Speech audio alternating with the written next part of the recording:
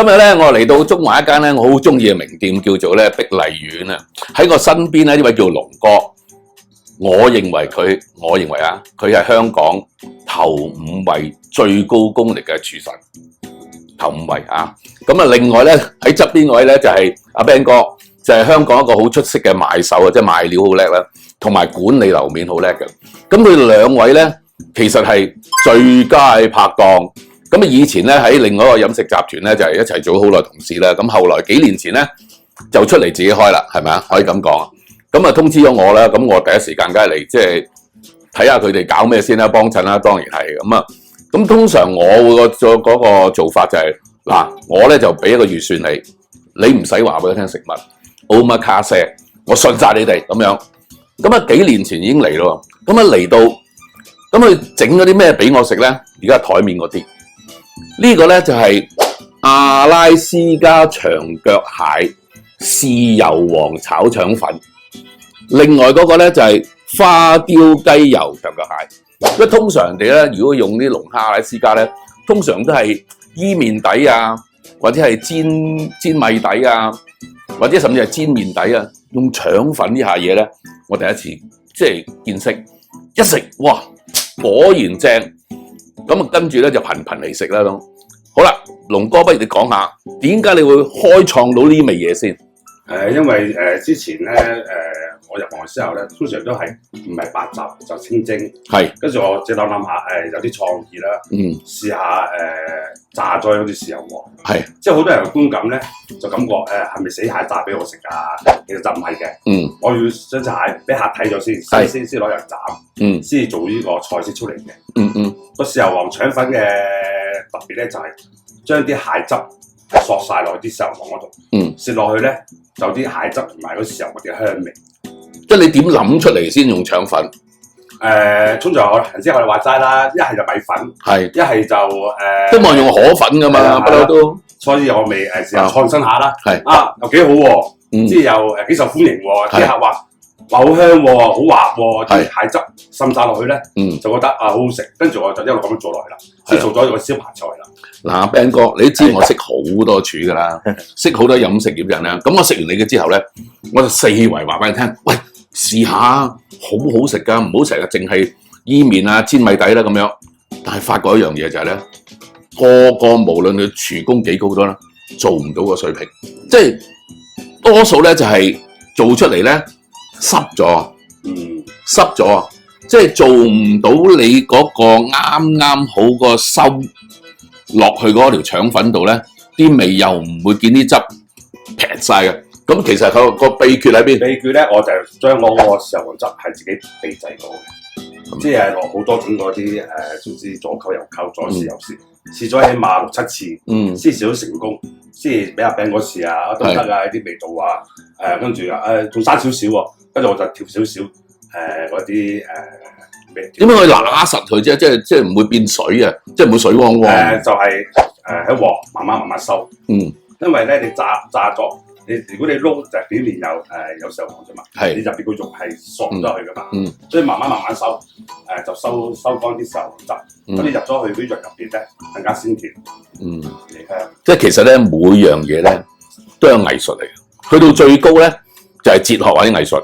咁正話佢講嘅就點解其他大廚做你做唔到咧？就係即係有個心機同埋有個秘笈嘅，其實係嘛？其實咧，要跟嘅師傅好多時咧就係一攞豉油皇炒兩下，係啊冇錯，即係驚佢唔夠脆啊，或者腍咗咁樣咧，所以炒兩下起。我就唔係嘅，我就將啲汁，因為咧你啲汁咧你越煲或者越熬咧，就越濃味嘅，同埋咧會入到肉嘅入邊嘅，所以咧我就慢慢不落去，咁收乾啲，即係要功夫嚟嘅，功夫豆嚟嘅，功夫同埋個心咯，跟住用個心做，係啦。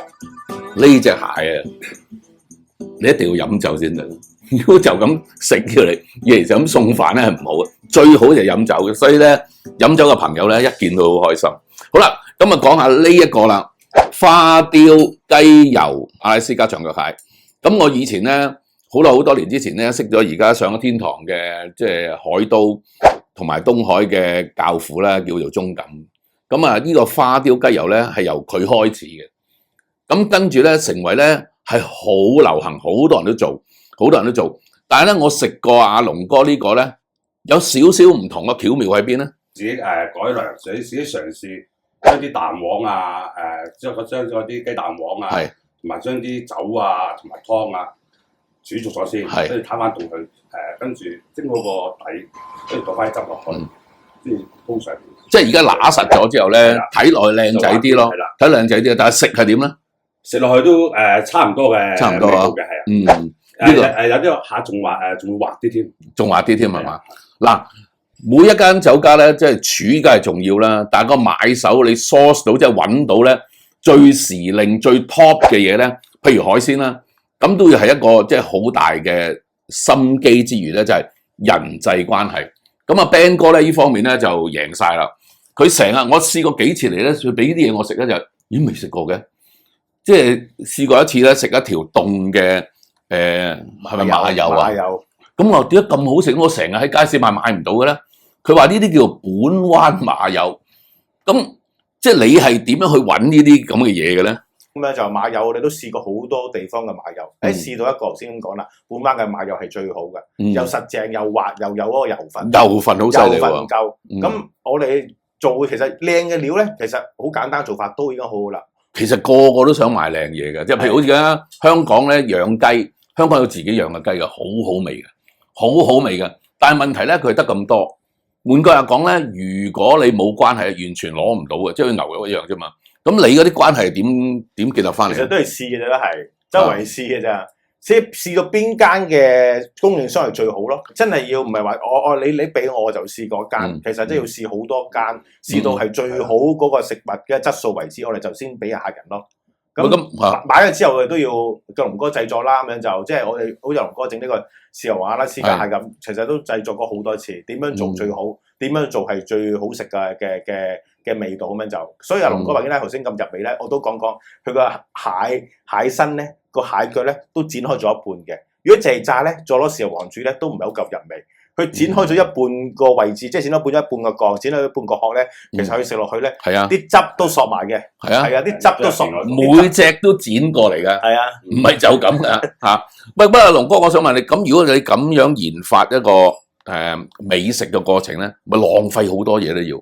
係有啲係會有啲浪費㗎。係咯。不過你又要煮好嘅嘢食俾客食，一定要浪費少少唔緊要嘅，最緊要客認同。係啊，係咯。所以好多人都問我，喂，點解你成日食到好嘢？咁我同啲廚師熟咯。咁另外一樣嘢就係你記住，呢個世界冇平嘢而好好食嘅，因為人哋研發嘅過程裏邊咧，都即係用咗好多心機，同埋咧已經係用咗好多食物先啦。第二咧就係佢本身一定係用最好嘅材料俾你食，所以千祈唔好又想平又想靚，即係鯉魚門一樣啫嘛。我識得鯉魚門嗰啲老闆，你話我有廚房裏邊有3種海鮮，一種係死咗嘅，一種咧就死嘅，一種生猛嘅。咁邊個食死嘅話，你話俾我聽啦，咁樣係嘛？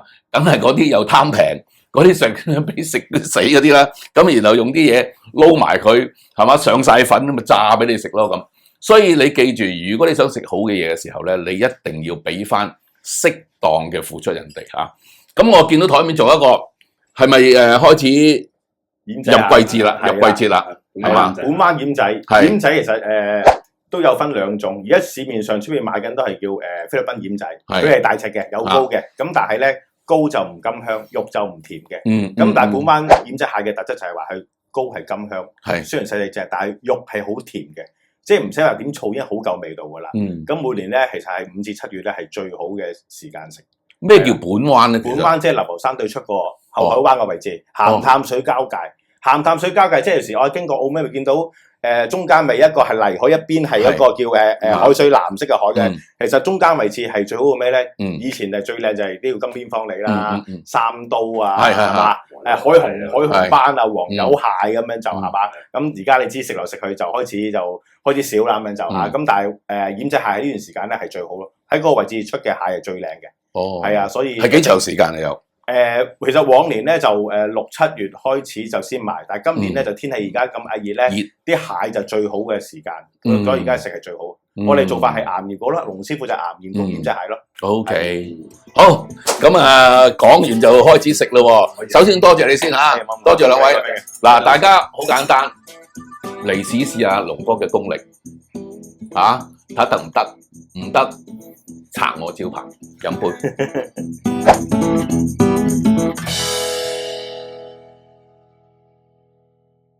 去到片尾呢度，用1分鐘時間做一個好重要嘅邀請啦。